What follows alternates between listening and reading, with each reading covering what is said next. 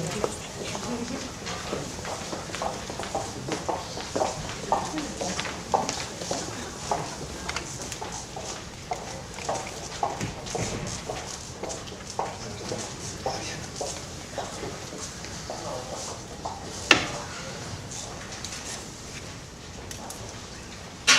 bien, yo creo que es hora. ¿Se oye el micrófono? Sí, ahora mejor. Vale, pues bienvenidos otra vez a todos y a todas. Mi nombre es Fernando Martín, soy socio de la SEIS desde hace muchos años y trabajo en el Instituto de Salud Carlos III, soy profesor de investigación y dirijo un programa nuevo de salud digital en cronicidad. Bueno, la sesión de hoy es sobre barreras y soluciones para la innovación en salud. Lo que voy a hacer es presentar ahora a los ponentes y los títulos de sus presentaciones. Haré una breve reflexión inicial, que espero que sea un poco provocativa y que luego intentaremos unir con los distintos aspectos que presentarán los ponentes, y luego al final pues tiempo para debate, ¿no? Entonces, bueno, en primer lugar contamos con don Luis Ruano Marrón, que es director general de Ricari, es nuestro local de La Rioja, y que ha cambiado el título de su presentación y va a ser Herramientas para la financiación alternativa de la innovación en el sector de salud. Luego tenemos a José Alfonso Delgado Gutiérrez, que es experto en protección de datos en el área sanitaria. Bueno, voy a decir unas breves pinceladas del currículum de cada ponente. Empezando por Luis Ruano, él es MBA, doctor en económicas, tiene estudios de empresariales, también en ingeniería de montes y forestal, y bueno, ejerce su trabajo como consultor, como profesor, como directivo y también como business angel y como mentor.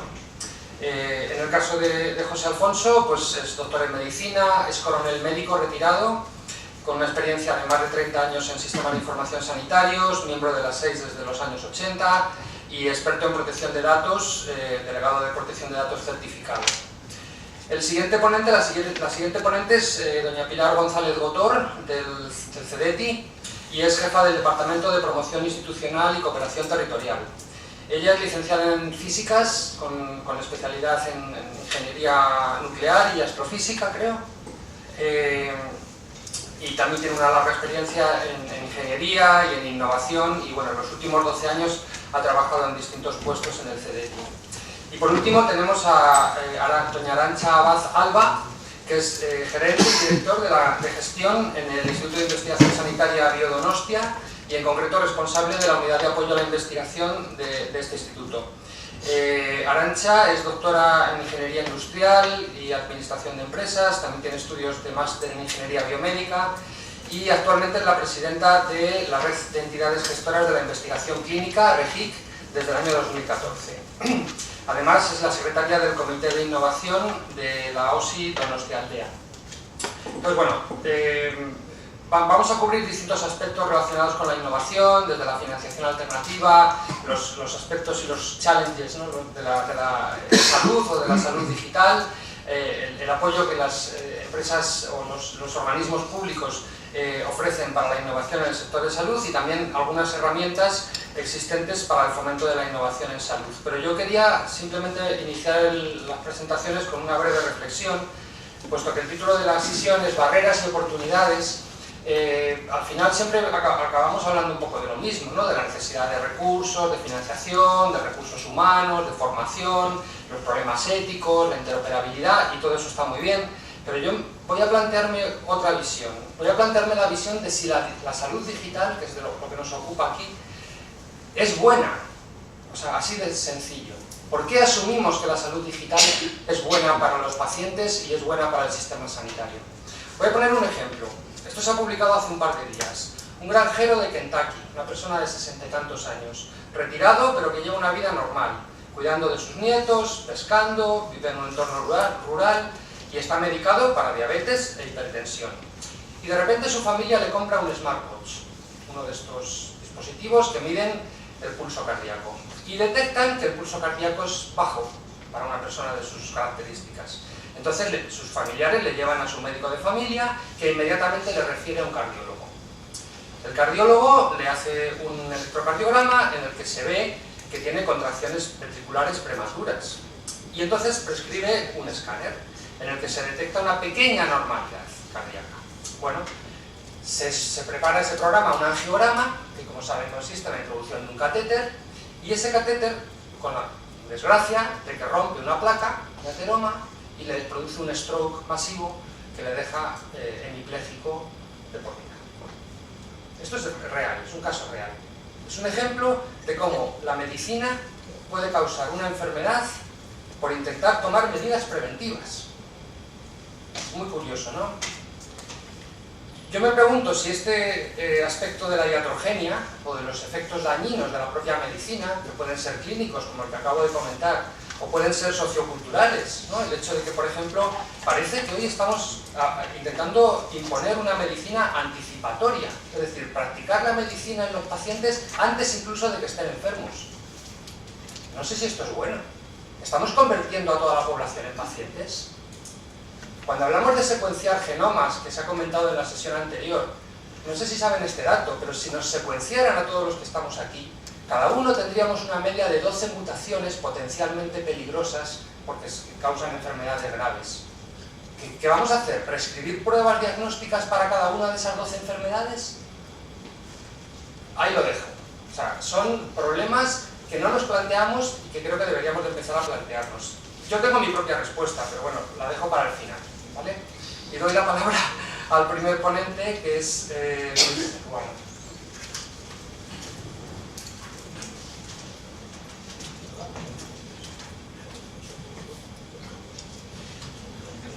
Yo creo que es mejor.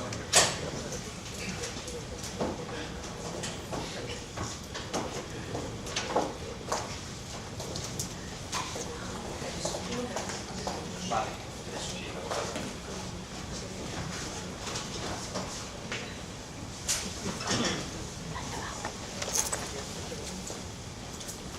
Tenemos 10 minutos, ¿no? Sí. Bueno, ante todo, muchísimas gracias por tener la oportunidad de exponer mi punto de vista en un foro como este, ¿no? Que es un poco muy distinto a los que suelo manejar habitualmente. Yo suelo trabajar más con emprendedores, startups y cosas así, pero bueno, cuando me hicieron la invitación, la verdad es que me pareció muy interesante el tratar de introducir este punto de vista, ¿no? Pero además, como el título o en la mesa es herramientas para la innovación, pues una de las barreras que suele haber siempre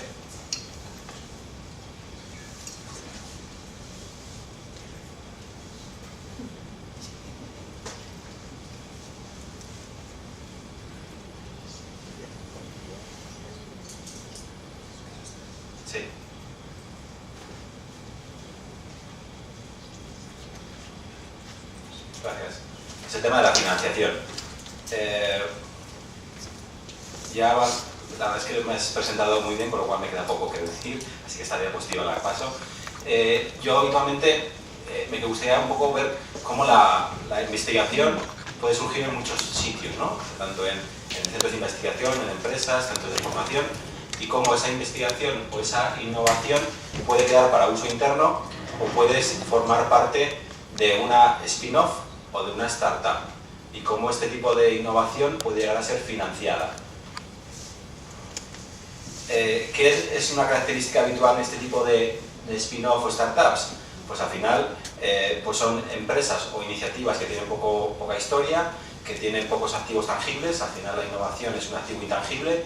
En la anterior mesa se hablaba de cómo se está invirtiendo más en ladrillo y en infraestructuras más que en conocimiento, lo cual, bueno, pues a mí es un tema que me gustaría luego poder hablar sobre él. Me acuerdo una vez estaba dando una charla en una universidad y se me acercó la persona responsable de emprendimiento y me dice: vamos a apoyar el emprendimiento.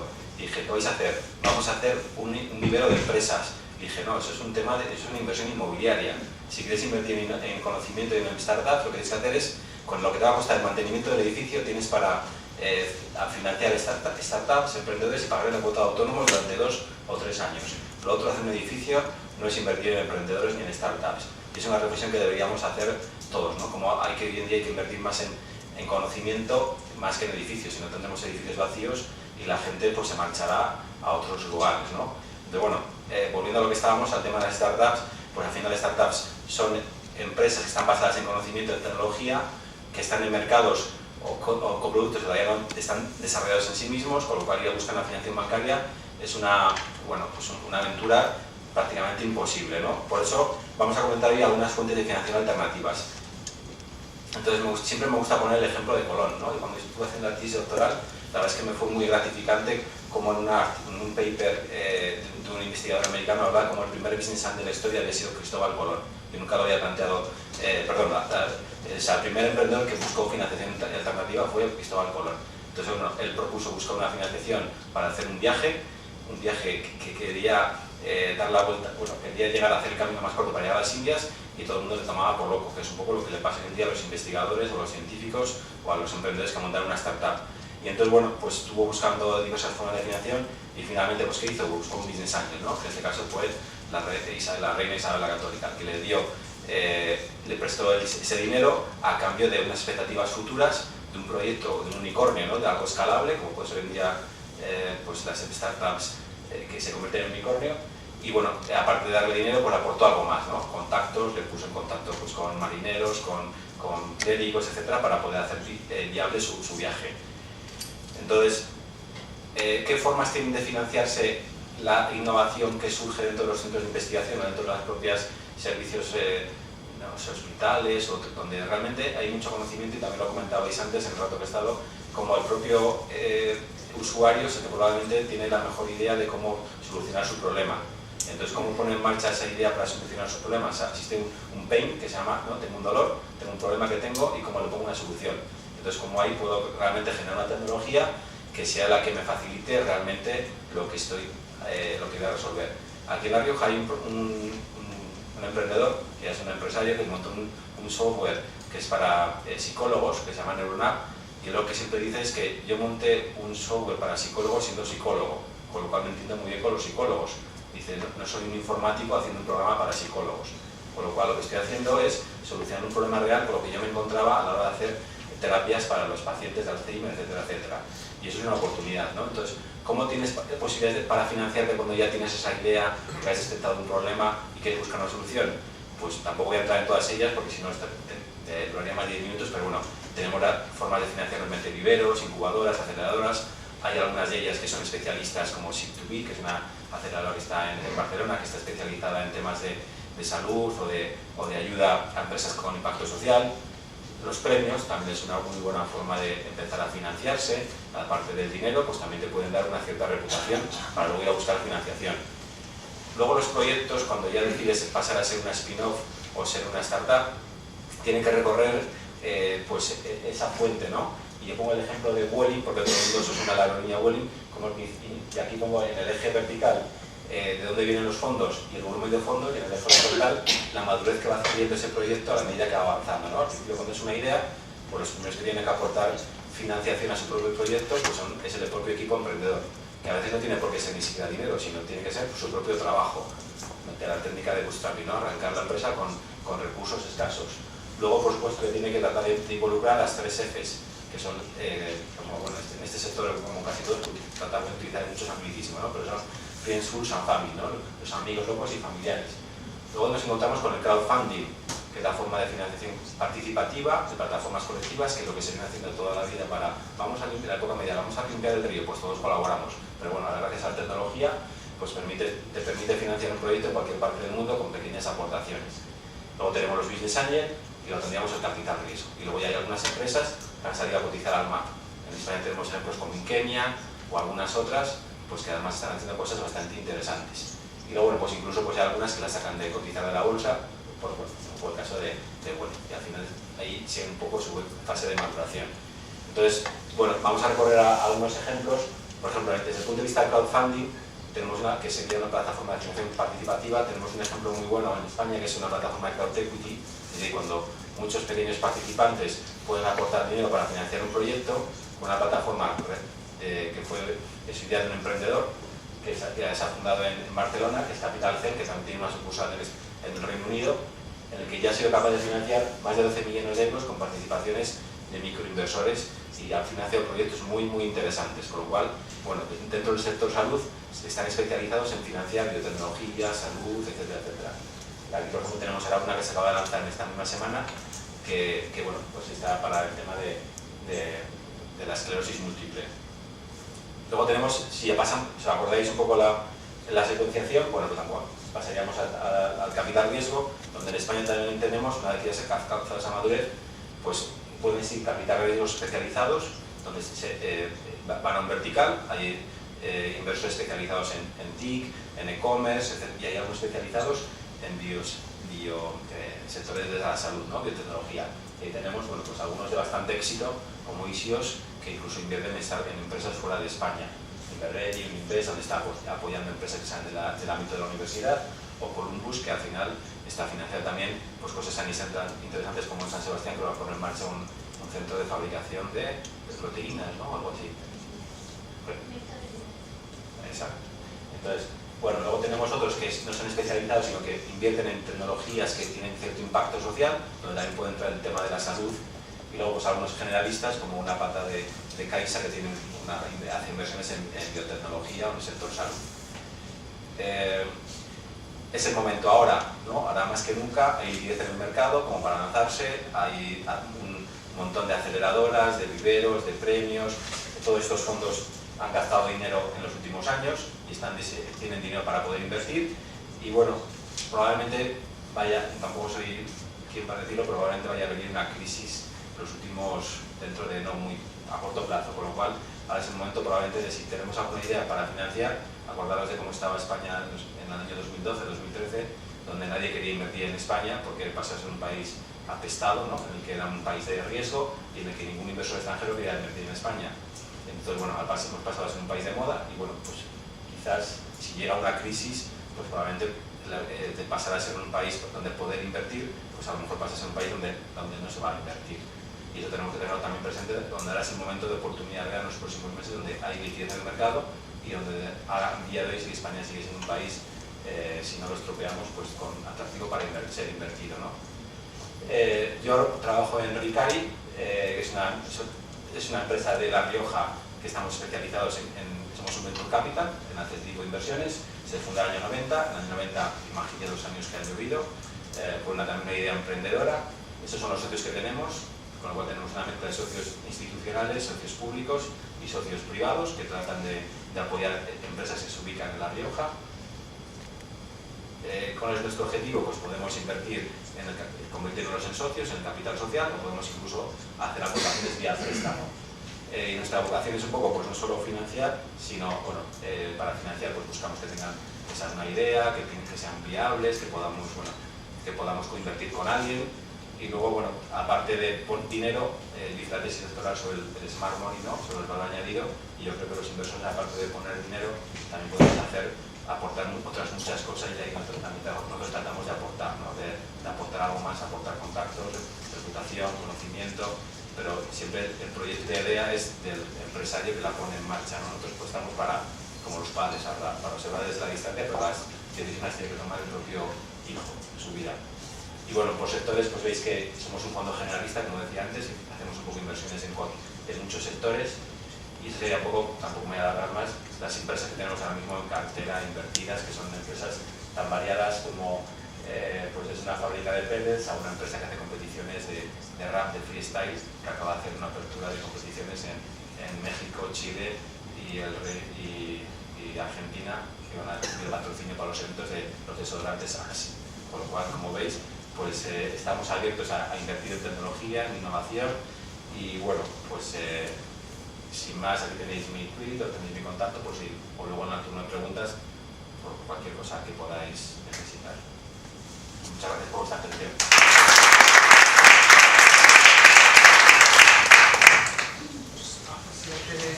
La siguiente presentación es de José Alfonso Delgado.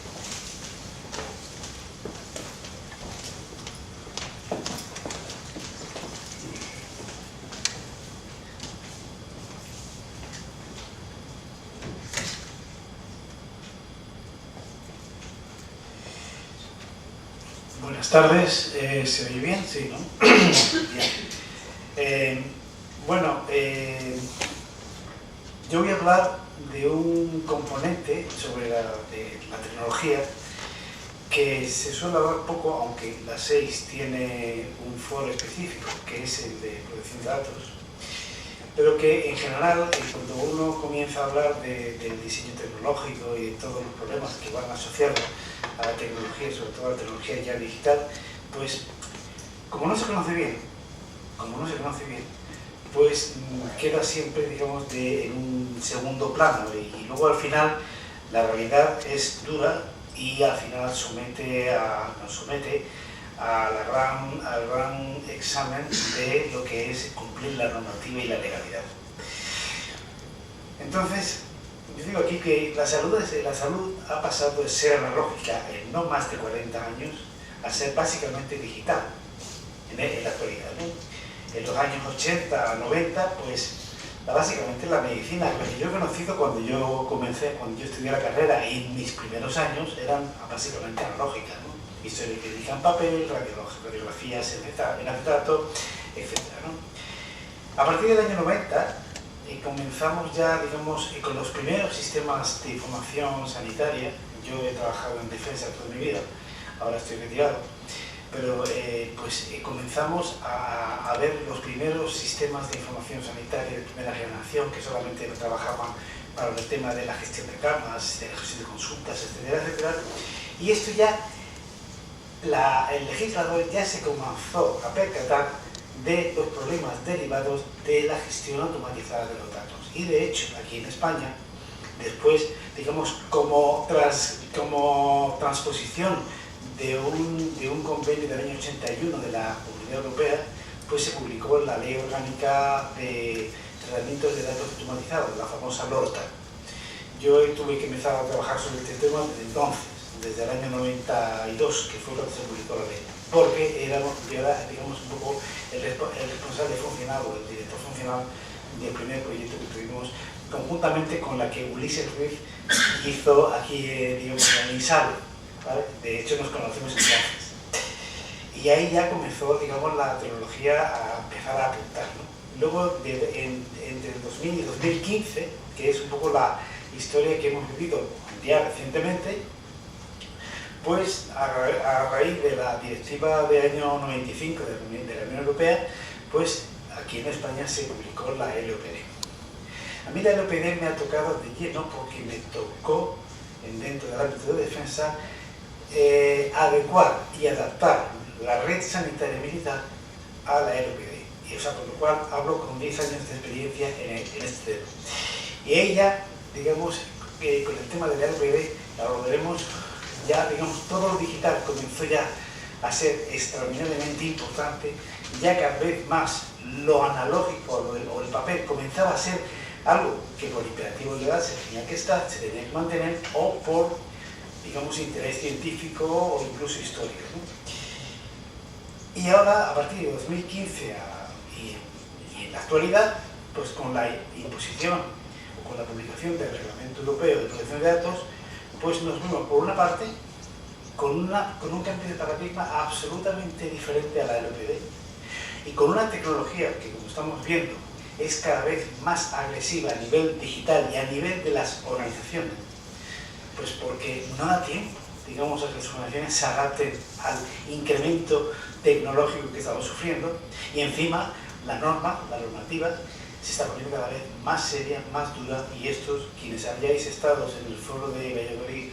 hace 3 meses, lo habréis podido comprobar. No. Hay 5 agentes que son, digamos, un poco...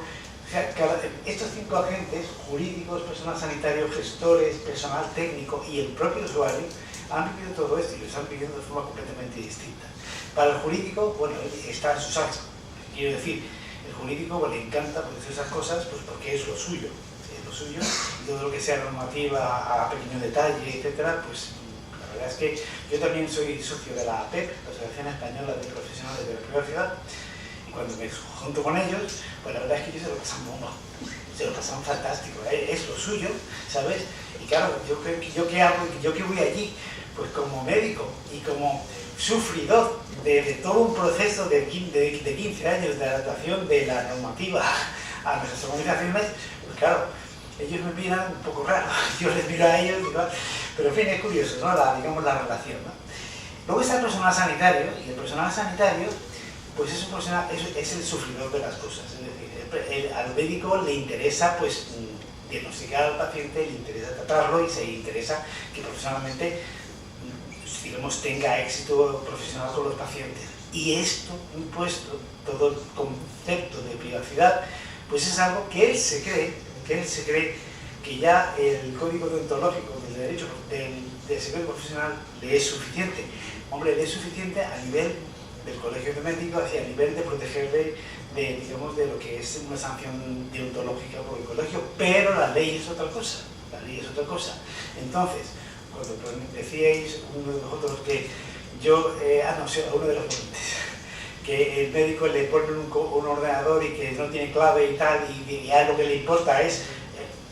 no, a ver, no le importa, no es que no le importa la seguridad, lo que pasa es que él, como responsable, sabe que tiene que respetar la seguridad, pero toda la constelación de normativas que existen en la LOPD, que existían y que ahora se redoblan su severidad, al médico es que le vuelve loco, al médico y a la enfermera y a todo el mundo. Entonces, el personal sanitario es una víctima de todo esto. Los gestores, pues yo no sé, pero realmente entre que la financiación de todo esto es también bastante costosa.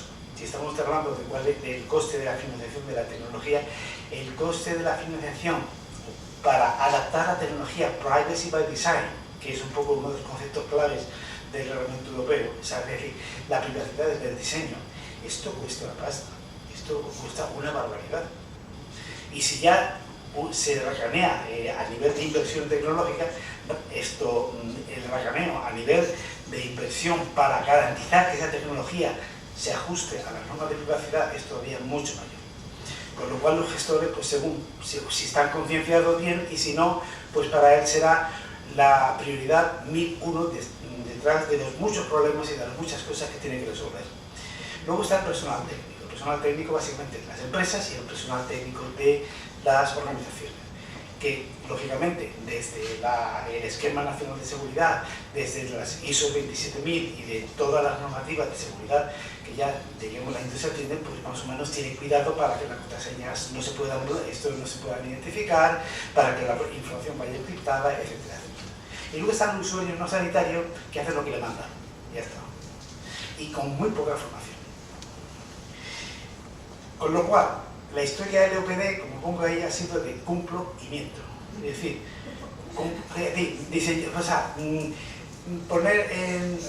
publicar o vincular en la agencia de datos el fichero nota correspondiente, poner contraseñas, poner un firewall, entre otras cosas también para proteger el propio sistema, hacer el nota, los derechos ARCO, tener un papelillo ahí por si alguien viene y tal, los antivirus, la criptografía, etcétera, etcétera. Y el HTTPS, que se consigue pagando, ¿no? Y eso ha sido el cumplimiento de la LOPD. Yo lo he vivido con lo cual doy fe del asunto. Pero ahora bien, en la adecuación al Reglamento Europeo de Protección de Datos es un cambio total de paradigma. El que no lo vive, que no lo ha vivido, el que no lo ha estudiado, no tiene ni la menor idea de lo que es.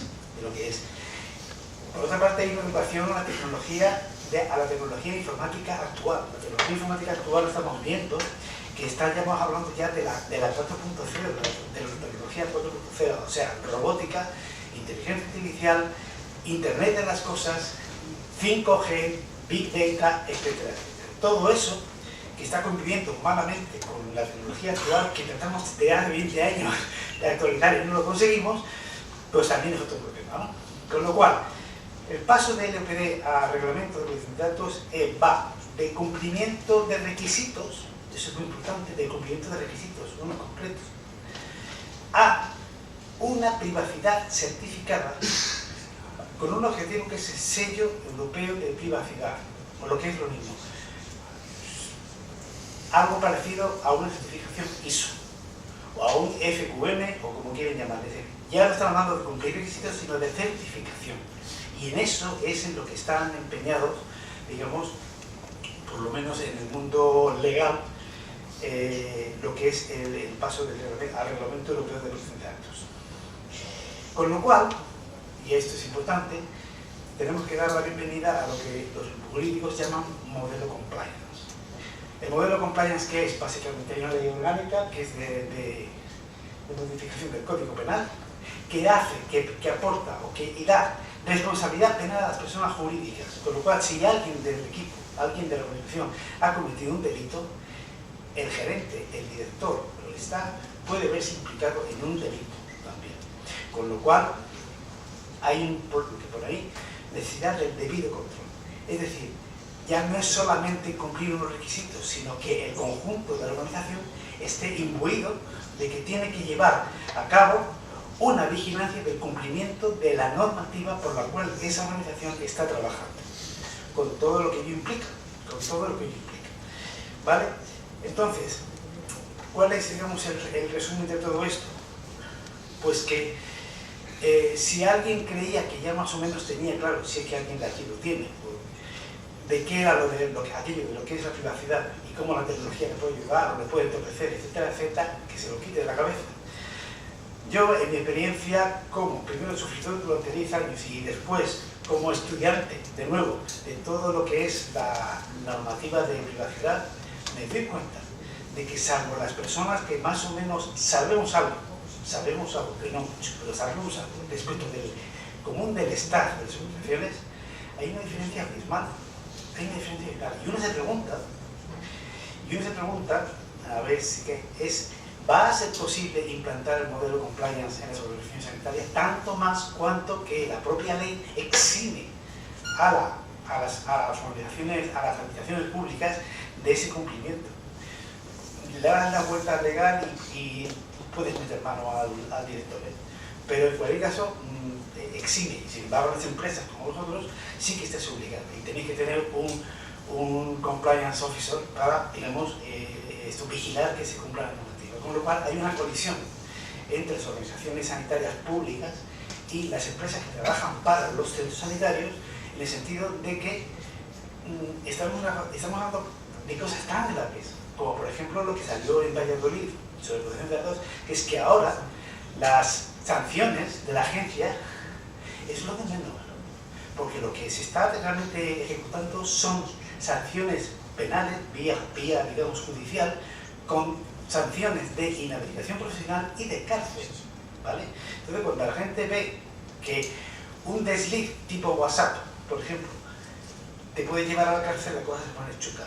Entonces, ¿qué sucede? Pues que necesitamos una armonización. Por eso he titulado la organización mía la e-salud en la encrucijada, porque la e-salud tiene tantos componentes que se escapan de las manos, que si le añades el componente normativo, entonces realmente estamos en un auténtico pandemonio que la verdad yo no sé cómo podemos salir de esto.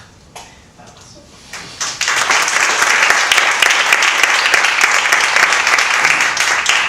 Vamos a escuchar ahora a Pilar González del CDX.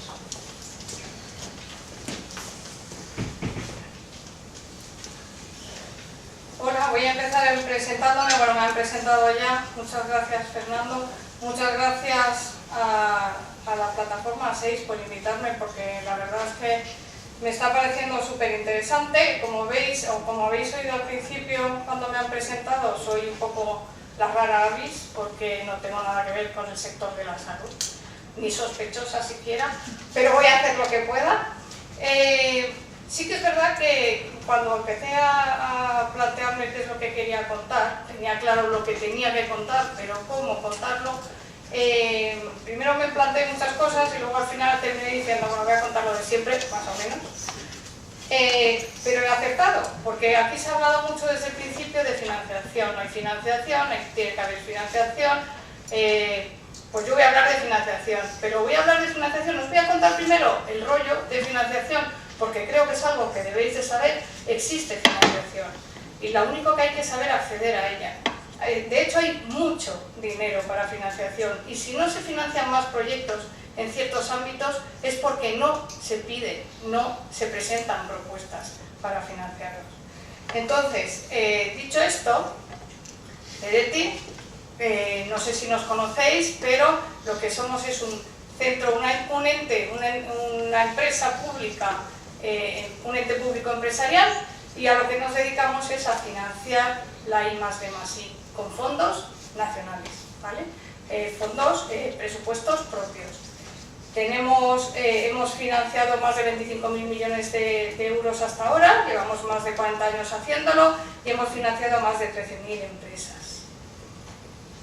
El triángulo de la virtud en CDTI, nosotros lo que hacemos I+D+I y tenemos tanto financiación como internacionalización, como asesoramiento y servicios, cubrimos todos los asesoramientos y servicios relacionados con la financiación de la I+D+I.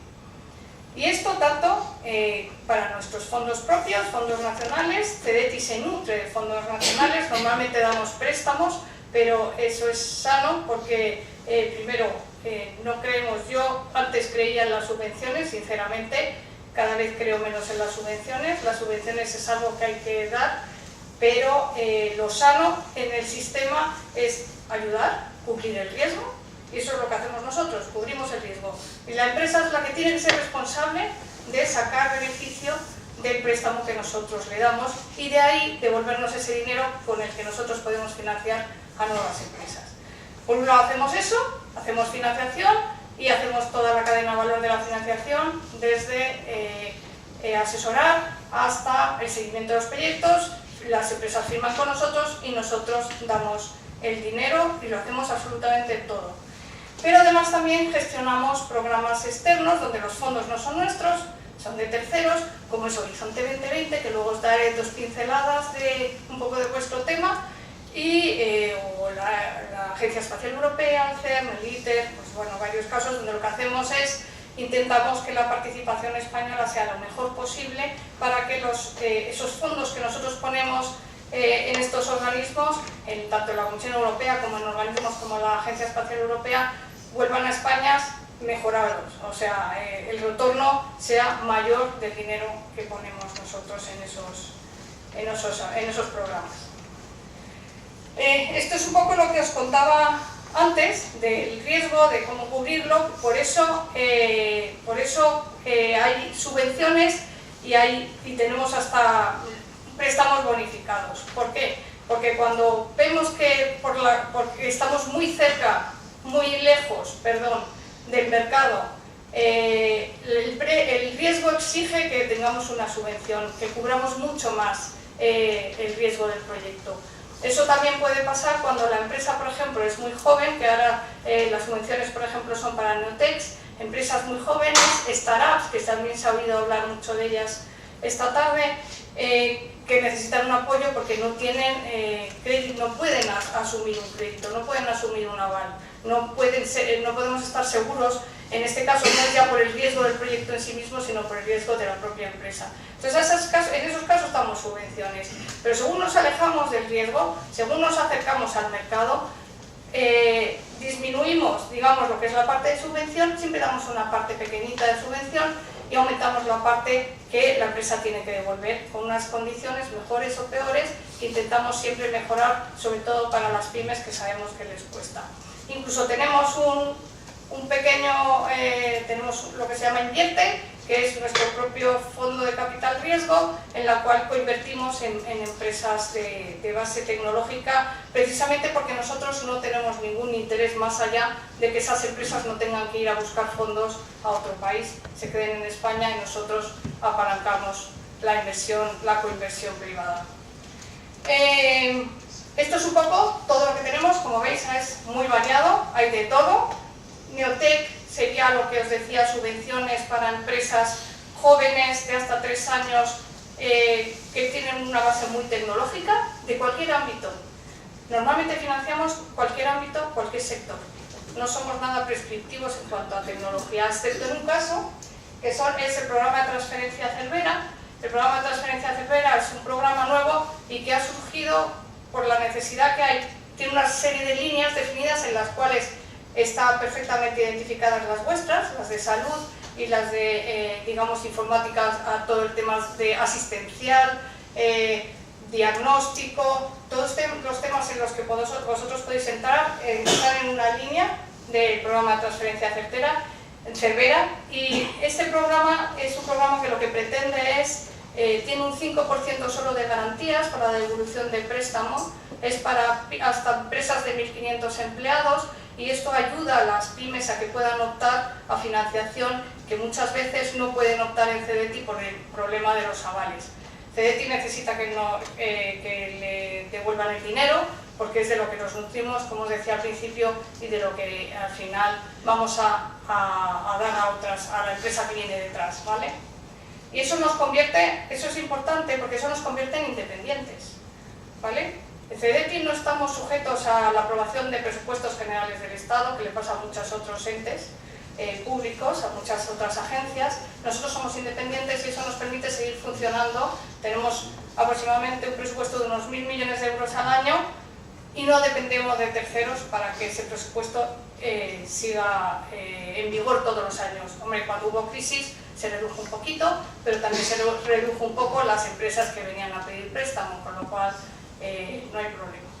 Siempre los préstamos están por debajo de mercado, incluso lo que es las líneas de innovación, que son las que están más lejos del mercado, donde se da menos tramo de subvención, y que muchas veces, y esto siento decirlo, me estoy anticipando porque quería deciroslo al final, pero os lo voy a decir antes porque si no, no puedo, y es que muchas veces los proyectos de informática aplicada a la salud en CDTI se ven como proyectos de innovación.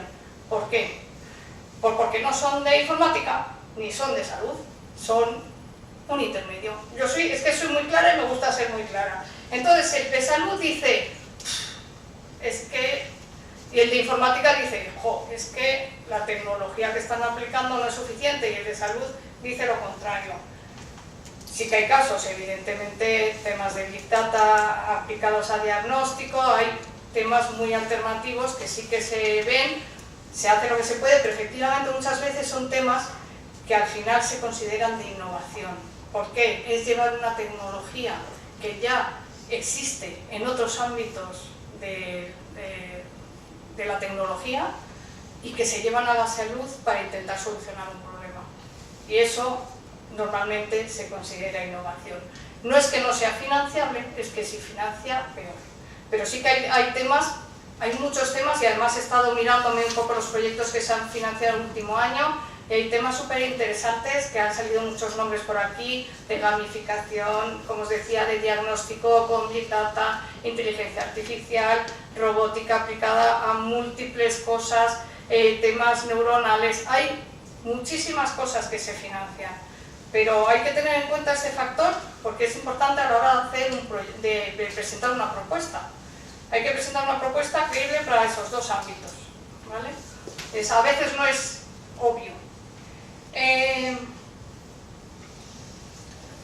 Esto es un poco cómo funcionan, no me quiero pasar del tiempo porque si no, pero vamos, simplemente para que sepáis cómo funcionan los préstamos, que hay una parte que no se devuelve, que es la parte de subvención, y ya está, pero poco más. Que se pueden hacer proyectos internacionales que se nutren de fondos nacionales, independientemente de que haya proyectos de Horizonte 2020 y tal, que nosotros os ayudemos a participar en programas como Horizonte 2020. También en CDTI tenemos nuestros propios programas internacionales, que lo que hacemos es que nosotros financiamos a la empresa española y tenemos acuerdos con muchos países a través de los cuales se financia a la otra empresa, al socio. Esto es los resultados y aquí es donde quería contaros lo que os he contado ya, pero como me he anticipado ya no os lo cuento. 21 millones de euros me ha salido cuando he hecho el mix TIC Salud, ¿vale? No es que sean 21 millones de euros 2014-2018 de salud y en TIC, en eso hay muchísimos, puedo asegurar muchísimo más. Pero sí, al hacer la intersección, bien es verdad que a veces no es muy fácil y los datos pueden no salir muy fácil, muy bien, pero bueno. Lo que sí que es interesante es que la participación en las pymes es bastante relevante. Salud es de hecho Neotec, los principales participantes en Neotec, yo casi podría asegurar, y no lo he comprobado, la verdad que no se me ha ocurrido, es TIC y salud. Hay muchísima startup en TIC y en salud. Empresas pequeñitas que salen, spin-off de universidades, hay muchísimo. Como os decía, y antes de terminar, es lo último que tengo, Horizonte 2020, quería deciros dos palabras. En CDTI tenemos una parte importante de la representación española en el programa Horizonte 2020, que como sabéis es el programa de financiación de la innovación europeo. Salud es el reto 1, como veis es el reto que tiene más dinero, y estuve hablando con la representante de salud de Horizonte 2020 y le pregunté precisamente por estos temas. El 20% del presupuesto de salud, que además no está dentro de esos 7.500 millones de euros, porque se lo quitan a la gente de tecnologías de la información y comunicación, ¿vale?, que está arriba. Ese 20% de más que tiene ese programa es para proyectos de informática aplicada a salud, aplicaciones de salud de informática. Independientemente de que en el resto de los 7.500 millones de euros pueda haber proyectos que utilicen la informática, pero ese 20% es única y exclusivamente de proyectos para eso. Así que os animo a presentar proyectos, a traeros dinero de Europa en estos temas, a participar y también a presentaros en CEDETI cuando queráis, que podéis contar con nuestra ayuda. Yo no soy especialista en el tema, pero hay especialistas buenísimos y además, en fin, ya veo proyectos de todo tipo, y aunque no sepa muy bien lo que es el fondo y la palabrería importa, ¿vale? Importa mucho, pero bueno, siempre os voy a decir, a mí pónmelo en palabras de persona humana normal y yo con esto te voy a decir qué me parece el proyecto. Nada más, muchas gracias.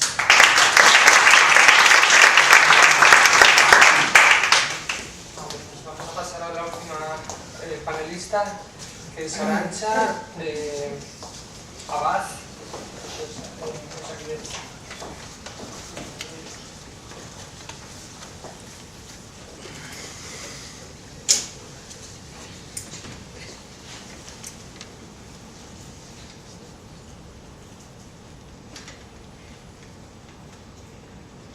Bueno, en primer lugar, quería agradecer a la sociedad y a la plataforma y al coordinador en particular que haya querido contar con el sistema sanitario público vasco al que en este momento estoy representando.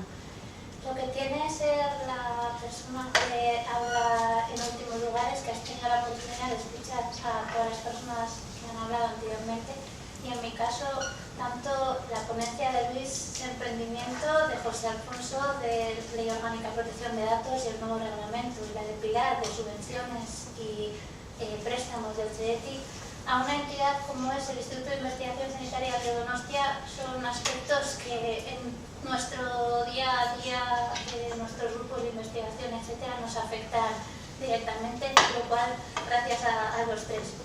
Bueno, en este caso, yo lo que quiero contaros es un poco dentro de lo que es el sistema sanitario público vasco, la estrategia, el marco estratégico que existe para potenciar la investigación e innovación, que es una de las 6 líneas estratégicas del Departamento de Salud y de Osakidetza, del Sistema Vasco de Salud. Además, el sistema sanitario del País Vasco se ha dotado de una estrategia que es la Estrategia de Investigación e Innovación en Salud, cuyo acrónimo es EIIS 2020, como principal herramienta para mejorar el marco en el que se desarrolla la I+D+I y asimismo aumentar el impacto de los resultados. Y por su parte, lo que es la estrategia RIS3 del País Vasco, que ha identificado como una de sus líneas principales de las 3 áreas prioritarias el ámbito biociencia-salud, con medicina personalizada y con 3 de sus subgrupos, que son oncología, big data, cardiometabólica y medicina regenerativa y terapias avanzadas, enfermedades raras, dispositivos médicos, neurociencias y modelos de negocio, cuyo despliegue y denominación lidera nuestro Departamento de Salud. Las entidades que conforman el mapa de todos los grupos que participamos dentro del ecosistema de I+D+I, últimamente se ha sofisticado y al mismo tiempo decir que se ha simplificado. En primer lugar está el Departamento de Salud del Gobierno vasco, cuyas responsabilidades son regulación, planificación, ordenación y financiación, y cuentan con servicios relacionados con la investigación y la innovación, como son el Comité de Ética para la Investigación Clínica o el Servicio de Evaluación de Tecnologías Sanitarias, OSTEO. BioEF o Fundación Vasca de Innovación e Investigación Sanitarias como instrumento para promover y gestionar las I+D+ sanitarias, y luego los principales agentes que desempeñamos las actividades de I+D+I, como somos Osakidetza del Sistema Vasco de Salud y sus unidades, y los centros de investigación como son BioAraba, Biocruces Vizcaya, Biodonostia y Cronigune. Esto a lo que ha conducido es a que los resultados hayan aumentado por la interacción entre las organizaciones del sistema sanitario público vasco y aquellas externas a él, de forma que los resultados obtenidos hayan mejorado el conocimiento y la gestión del mismo. Como antes también en otra anterior ponencia hablaban de estrategia, creo que era Francisco Javier, en nuestro caso, la estrategia que desde nuestro Departamento de Salud se ha definido, lo que os he denominado anteriormente el acrónimo EIS 2020, tiene un enfoque en el que es la investigación e innovación, obviamente, su core, y lo que busca es la capacidad de trasladar los resultados a la mejora de la salud de las personas, la generación de riqueza y empleo, al mismo tiempo que colaborar con el tejido empresarial. Dentro de esta estrategia hay dos programas que son el programa Valiosasun y el programa Innosasun, que son sus motores para el fomento de la investigación y la innovación. El primero de ellos, el programa Valiosasun, tiene como objetivo el apoyo al despliegue del modelo de gestión de la innovación de manera paulatina en todas nuestras organizaciones. De la misma forma, ofrece la posibilidad de desarrollar ideas innovadoras y resultados de I+D generados en el sistema sanitario, y también la oportunidad de hacer co-desarrollos por parte de empresas y agentes científico-tecnológicos. Por su parte, el programa Innosasun lo que busca es facilitar la integración entre nuestro sistema sanitario y las empresas y agentes relacionados, ofreciendo un apoyo personalizado en el desarrollo de productos y servicios con un potencial aplicado en salud.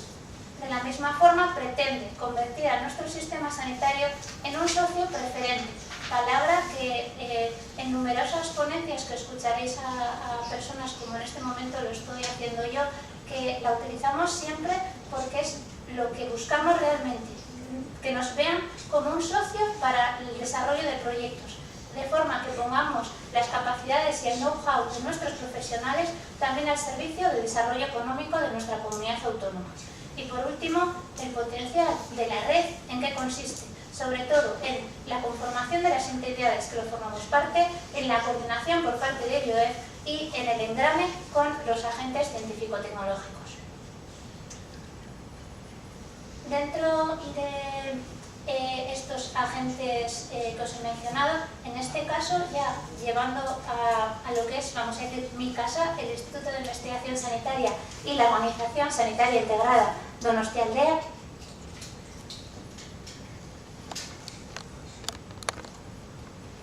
En este momento, vinculando también a una presentación que creo que ha sido Cristina, de los departamentos de innovación, en nuestro caso, el concepto de departamento de innovación es la unidad de apoyo a la innovación de la cual el Instituto formo parte y dirijo en este momento.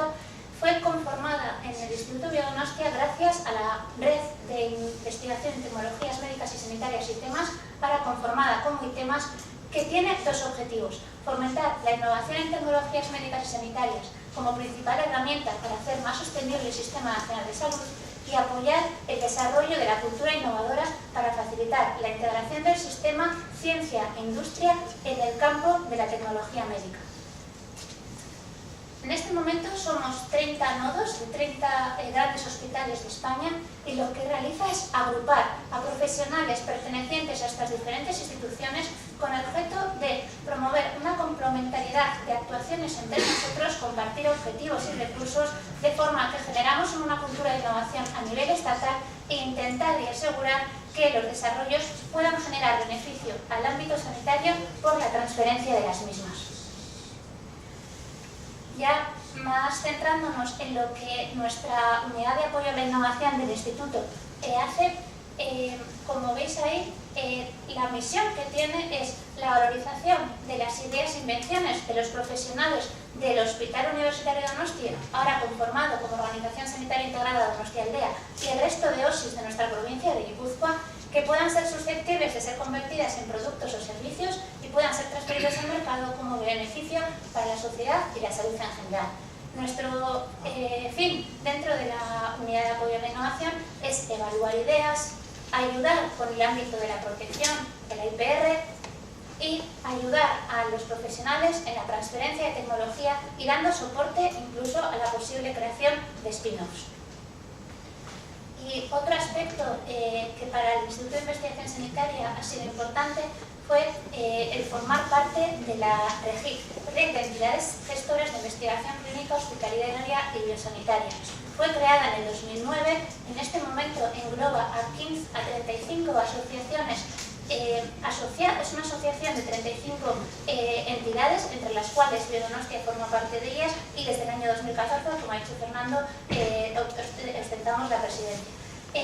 Lo que hacemos es, desde otro punto de vista diferente al de ITEMAS, desde un punto de vista más de gestión, intentar mejorar el trabajo de cada una de las personas, y como es mi figura en este momento de gestor, de ayudar al profesional a desarrollar proyectos, podemos compartir experiencias y, como podéis ver en el esquema azul, en este momento, en el conglomerado de toda la asociación se compone de más de 15.000 investigadores, cerca de 150 millones de euros obtenidos en financiación en convocatorias, más de 14.000 publicaciones y más de 57 spin-offs en activo.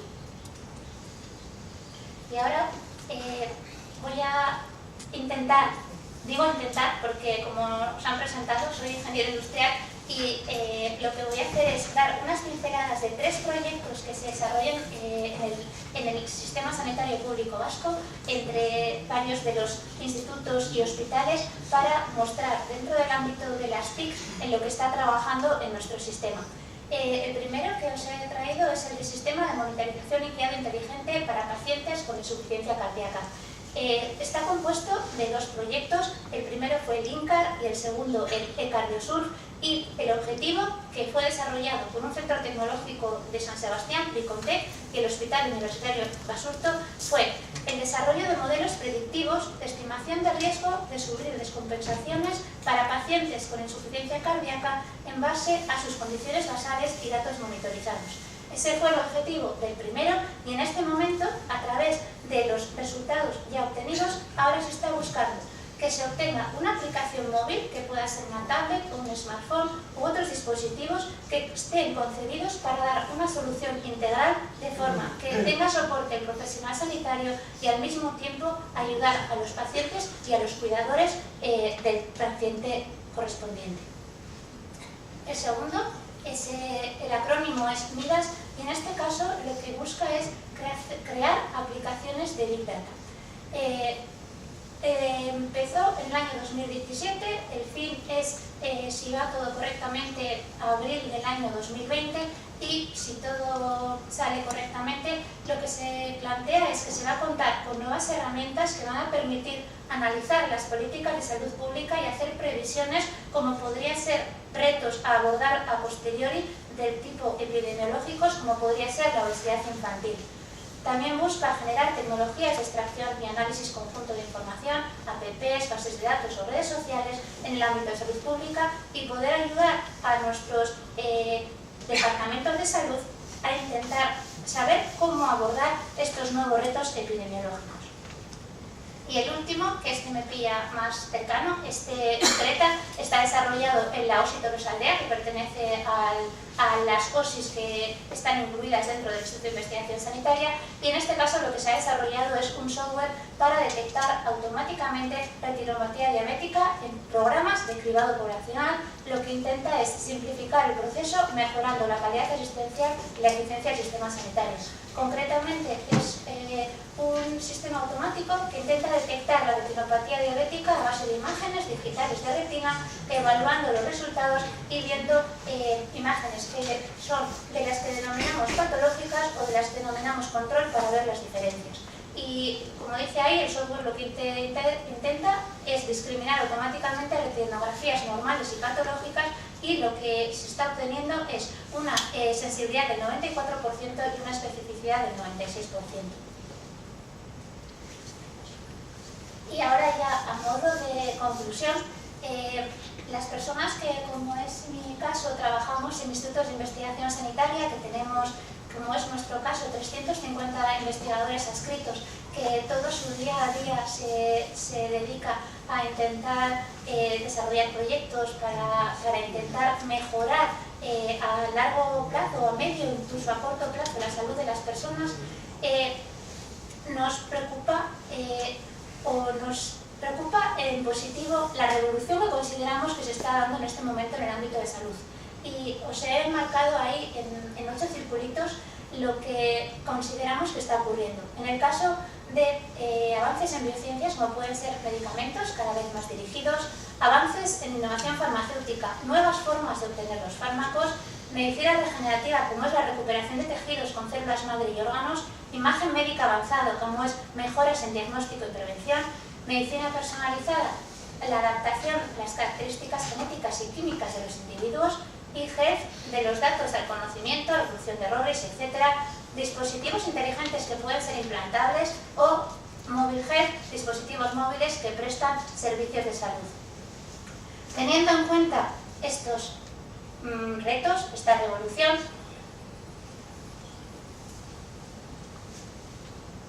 lo que tenemos obligación de entidades como a la que en este momento estoy representando a escala más local, el Instituto de Investigación Sanitaria o el Sistema Sanitario Público Vasco, es el participar y colaborar entre todos nosotros, todos los miembros de ese ecosistema. En este momento, los habéis visto, los he puesto alrededor de una rueda de engranaje, eso viene por deformación profesional quizá de ser un ingeniero, y la industria farmacéutica, biotecnológica, proveedores, hospitales, asociaciones de pacientes, aseguradoras, universidades, instituciones, inversores, capital riesgo. Y ya por último, con revolución, estos retos, ¿qué vías de negocio existen en todos estos aspectos? Y teniendo en cuenta los aspectos que en la flecha podéis ver, de que el médico no puede hacerlo solo, el probador comparte el riesgo, necesidades, inversores, ¿a qué resulta? Y es como una última conclusión. Nosotros consideramos que tiene que haber una fusión definitiva entre la actividad asistencial y la actividad de I+D+I, un mayor protagonismo de los profesionales, en los cuales tiene que haber cada vez una mayor interacción multidisciplinar entre biólogos, matemáticos, bioestadísticos, ingenieros, el buscar las aperturas de líneas de negocio que están ocurriendo en este momento, Open Big Data en empresas tecnológicas y de comunicación, las farmacéuticas y las empresas tecnológicas que pasan de vender productos a vender servicios asociados a esos productos, la sanidad como sector prioritario para industrias tecnológicas o empresas de comunicaciones, junto con las personas mayores, el envejecimiento activo, y por último, que también ha sido comentado a lo largo de esta jornada, el turismo sanitario, no solo en base a precios, sino a la implantación de nuevas tecnologías y técnicas avanzadas. Esto es todo. Muchas gracias.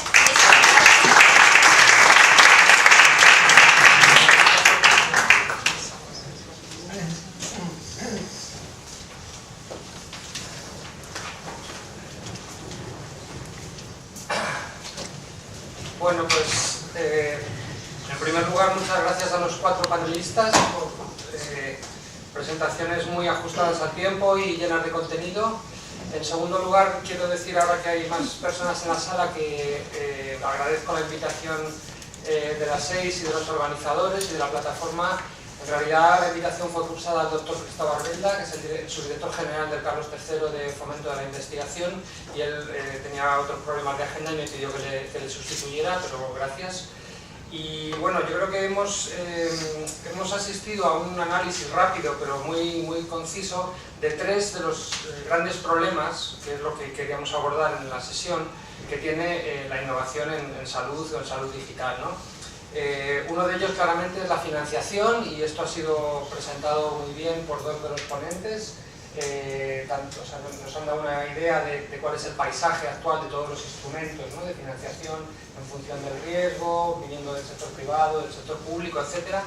Luego, otro aspecto que es claramente una barrera es la protección de los datos y la privacidad, que también la ha presentado uno de los ponentes haciendo una visión histórica y cómo hemos evolucionado, ¿no? Desde los primeros reglamentos hasta la actual idea de una certificación y de una compliance. Y luego, bueno, pues un enfoque que a mí me parece también muy interesante, que es un poco estratégico, el que nos ha hecho Arantxa, presentando programas, presentando alianzas, presentando, bueno, pues modelos organizativos, ¿no? Que también son muy importantes para poder realmente implantar los sistemas innovadores, ¿no? Yo aquí lo dejo, voy a abrir el turno de preguntas. Yo tengo algunas preguntas guardadas por si acaso, si hay alguna en la sala, pues este es el momento de hacerla, y si no, que calle para siempre.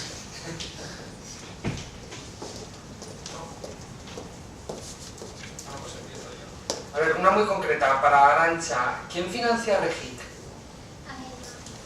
La red de investigación.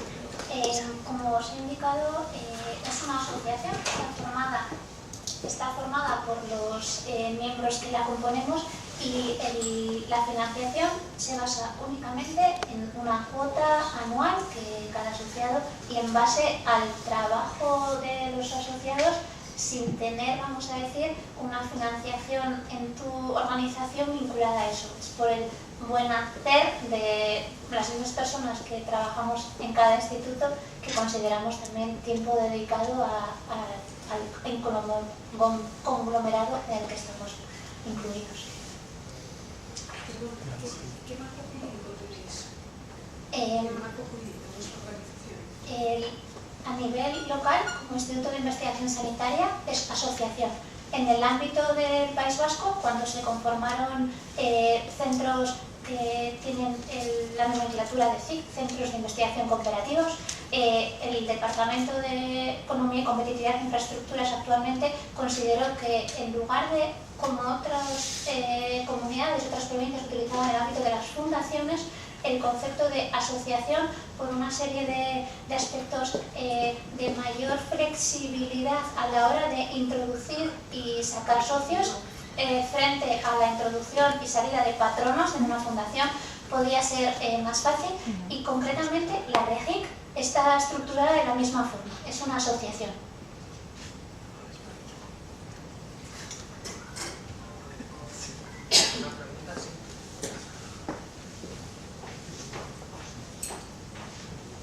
Bueno, enhorabuena por las presentaciones. Yo tengo una pregunta para Arantxa, y luego quería que interviniera también Luis, porque va a los dos, desde vuestras distintas perspectivas, ¿no? La pregunta es que en las organizaciones sanitarias se promueve la participación de los profesionales sanitarios, y las actuales leyes de promoción de spin-offs y startups solo regulan la participación en el ámbito universitario. Quedan fuera los profesionales sanitarios. Entonces, cuando estas invenciones y estas ideas parten de los profesionales, patentes y demás, es muy complejo la creación de spin-offs y la participación de estos profesionales. Entonces, quería saber cómo lo resolvéis vosotros, y luego si Luis, conociendo todo este marrón regulatorio, estaría dispuesto a invertir en esas spin-offs. Yo te puedo contar la experiencia del Instituto de Investigación Sanitaria de Donostia, que es el que más cercano tengo.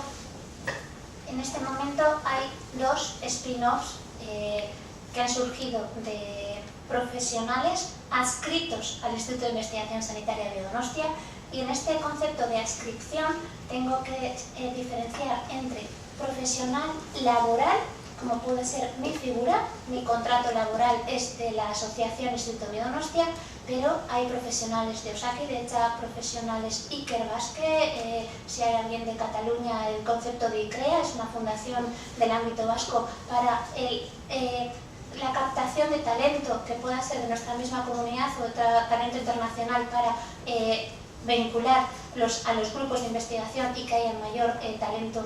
Entonces, hemos tenido un spin-off de una persona que era un profesional Ikerbasque. Al ser un profesional Ikerbasque ha sido más sencillo, porque la propia fundación tiene el objetivo de que los profesionales que retornan o vienen al sistema sanitario puedan crear riqueza. y el Instituto y el Departamento de Salud y BioEF, que la transferencia de tecnología está vinculada a BioEF para todas las entidades que formamos el sistema sanitario, no ha habido más dificultad. La dificultad ha venido en la segunda spin-off, en la que uno de los profesionales era un facultativo del Sistema Vasco de Salud. Existe una normativa del año 84 que les impide a estos profesionales el tener un porcentaje superior al 10%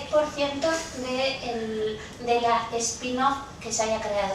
En este caso, como se haya solventado con el buen hacer y la generosidad del profesional, que lo que ha llevado a que se haya podido conformar es que él ha aceptado que su porcentaje sea ese, aunque ha sido el principal ideólogo de eso. En este momento lo que estamos haciendo es el trabajo para poder modificar el ámbito regulatorio de legislación de nuestra comunidad para que una ley como esa no nos dificulte. Pero a pesar de que hay un grupo de trabajo que estamos intentando tirar para adelante, estos aspectos van despacio.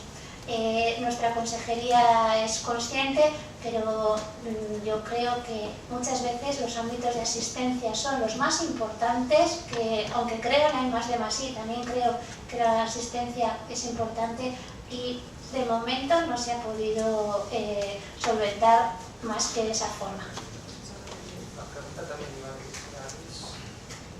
Bueno, yo tengo un ejemplo real, ¿no? Y cuando siempre a las escuchar que estamos en campaña de que queremos atraer gente que se ha ido fuera del extranjero, pues esto puede ser una de las cosas, ¿no? Pues porque muchos profesionales buenos se terminan marchando.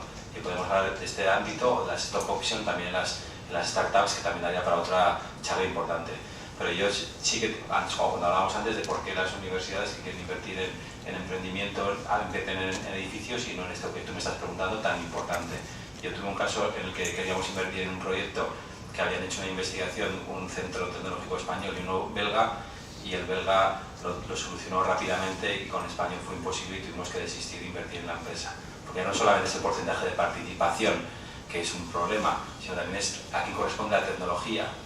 Y ahí el centro de investigación español no fue generoso y quería cobrar un pago por adelantado, un upfront, por algo que no sabíamos si iba a funcionar o no, en lugar de haber querido tener un porcentaje de participación en la potencial spin-off o empresa, o a lo mejor un royalty en función de los futuros ingresos.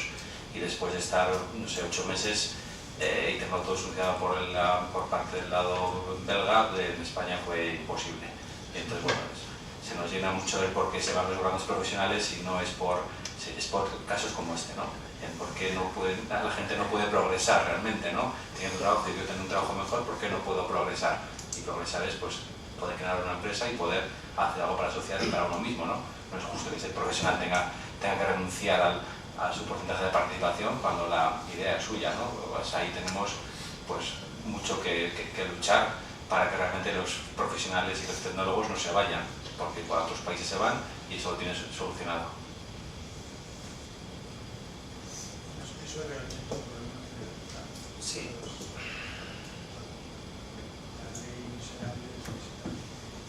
Pero yo quería hacer también la otra barrera, que a mí me parece una barrera muy real cuando hablamos de investigación. Sí, que es el reglamento, la protección de datos. Todos los centros como el tuyo, Arantxa, como el nuestro, como el de aquí, un porcentaje muy importante de los investigadores tienen contrato con el instituto, no con el servicio de salud. Sin embargo, en su práctica investigadora es muy frecuente que sea imprescindible acceder a las historias clínicas que están metidas en ese proyecto. Eso lo podemos controlar, lo podemos hacer muy bien.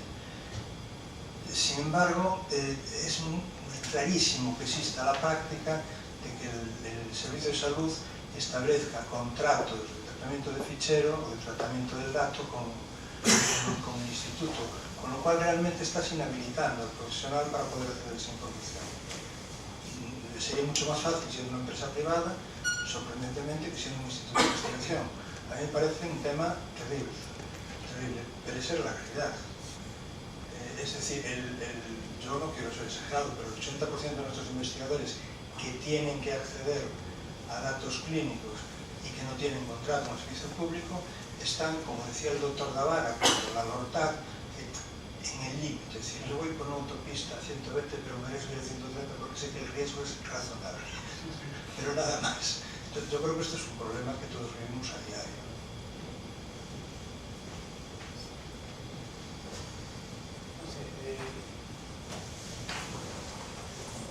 Una de las novedades del reglamento respecto de la LPD es el concepto de grupo empresarial. Entonces, cuando se inicia cualquier tipo de entre comillas, tratamiento de datos, bien sea un proyecto, bien sea pues, una nueva, digamos, servicio al ciudadano, al paciente, etc., hay que tener claro quién es el responsable de eso, quién es el promotor, que es el responsable del tratamiento. ¿Quién es el encargado o quiénes son los encargados de vigilar que todo el ámbito de la privacidad va a estar, digamos, regulado, custodiado, protegido? Y luego, en el ámbito del reglamento y también de la ley orgánica 318, pues se contempla que son los grupos empresariales y lo que se denomina normas corporativas vinculantes. Es decir, el responsable de tratamiento, que es el promotor de la idea, digamos la empresa o el centro de investigación que quiere, digamos, hacer lo que sea, pues bueno, el director es el responsable de tratamiento, tendrá que designar a alguien como encargado, pero luego, lógicamente, si tienes un montón o bastantes, digamos, profesionales en hospitales, etcétera, etcétera, todas esas gente tienen que ser usuarios autorizados con las debidas, digamos, garantías de secreto, etcétera, etcétera. Y si participan más de un organismo, si participan varios, entonces ahí hay que aplicar lo que se llaman las normas corporativas vinculantes, en el cual, digamos, hay corresponsable de tratamiento. Entonces, toda esa estructura orgánica, organizativa, en torno a la privacidad, la verdad es que la gente no la tiene en cuenta. No la tiene en cuenta. Entonces, si tú vas a 130 o 140 y no te cruzas con la policía, pues vale, perfecto. Oye, habitualmente es lo que sucede.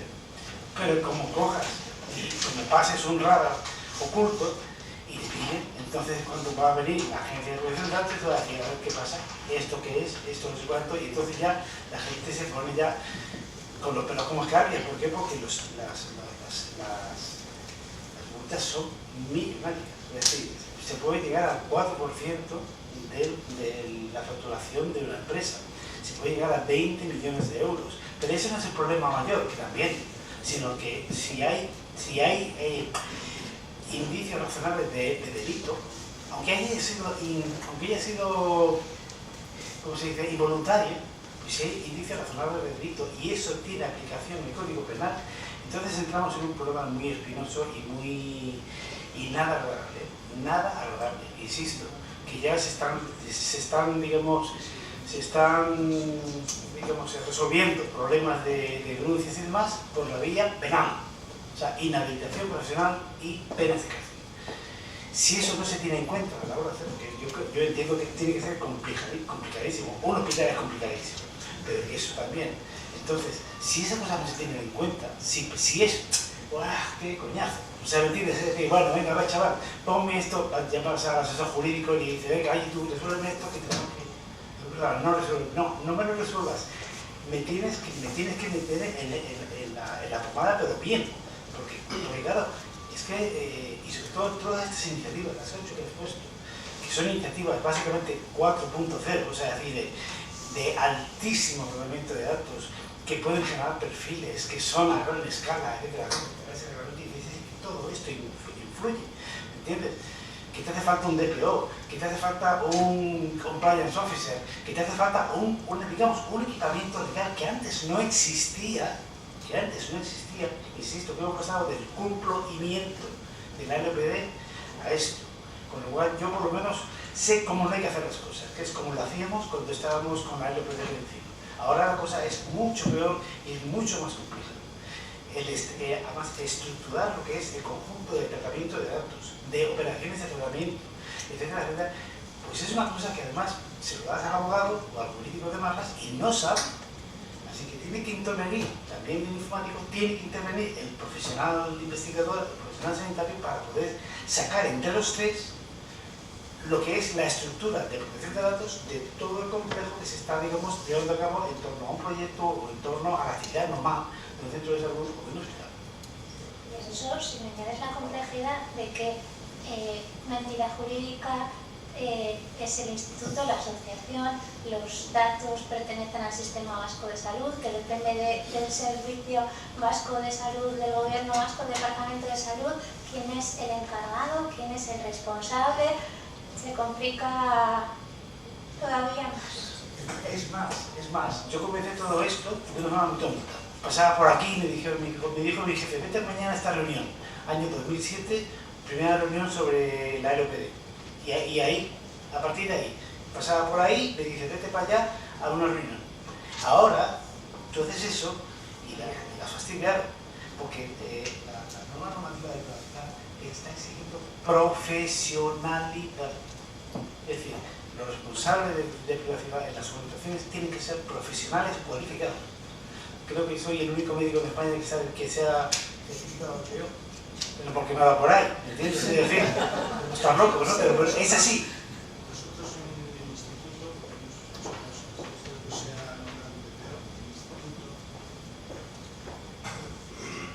instituto, y se ha montado una estrategia de pseudonimización de todos los proyectos que tienen bueno, entonces, en cualquier caso, le hemos añadido una complejidad alta, seguimos teniendo la barrera de Servicio de Salud de Instituto por la distinta figura legal que tienen, y que bueno, que esto es un tema de legislación, yo creo que simple, que debían de resolver, si no como norma nacional, sino como normas internas de las comunidades. La relación de las fundaciones de investigación, que finalmente son de los propios hospitales típicamente, pero si existe esa figura, yo creo que mal diseñada desde un principio, que dificulta todo este mundo. Yo me acuerdo en la última sesión de estas jornadas que hicimos en Donosti, que ante esta pregunta, el único que fue sincero de toda la mesa fue el único investigador que había, que contestó con un lacónico, ¿cómo hacemos? Como siempre, una mierda. Dijo así, dijo así, y lo entendemos todos, porque había hecho un proyecto fantástico, con resultados fantásticos, que de entrada ya habían tenido el beneficio en un paciente que habían operado magníficamente, que de otra forma no se podía haber hecho, y ¿cómo lo hicieron? Pues como una mierda, hace todo el rato. Claro, porque no encontraban otra forma de hacerlo. Bueno, pues yo creo que esto es un tema relativamente fácil de resolver. Hay un problema que es, lo decía, lo acabo de ver en las revistas que nos había entregado, que el problema que tenemos los sanitarios, la sanidad, es que tenemos que establecer una ley transversal. Y la sanidad, la medicina, es suficientemente compleja como para requerir una ley vertical de protección de datos. A falta de eso, vamos o se puede abordar lo que se llaman los códigos de conducta, los antiguos códigos tipo. Pero desde luego, o sea, cumplir el reglamento europeo o la ley así tal cual, para mí es imposible. Un comentario y acabamos porque te toca, pero por hacerte también una pregunta. Es decir, nos encontramos con una situación en la que hay fondos con su complejidad, hay empresas e iniciativas que se pueden hacer, tenemos una legislación desde el punto de vista normativo que será la gran paradoja que se va a aplicar pero no para el sector público, lo cual también nos pone una interrogación de bemoles, porque yo soy una empresa y digo, ¿cómo? ¿Qué es esto? Vosotros tenéis un modelo, has dicho, de asociación, con lo cual de repente buscas un modelo jurídico que sea más flexible para tomar decisiones y te puedes encontrar que por tener ese modelo jurídico te aplica la ley de protección de datos porque no eres público-público, con lo cual aquí tenemos un jardín considerable. Yo creo que esto merece un ad hoc monográfico de cómo salimos de esta y vamos al Senado de estos políticos geniales que tenemos que nos sacarán de este lío. Gracias, Lola. Y no nos ha dado tiempo a tocar, para mí, el que es el elefante de la sala, que es la evaluación y la validación. ¿Quién dice que una solución de salud digital es válida para una solución clínica o organizativa, no sé. Se están publicando en los últimos días guías de la OMS para intervenciones de salud digital. Hay una guía de evaluación del NHS, del Servicio de Salud Británico. Se acaba de publicar un artículo en Nature con una propuesta para un camino hacia la validación de soluciones de salud digital, basado en una especie de scorecard, o sea, de una puntuación de la solución tecnológica.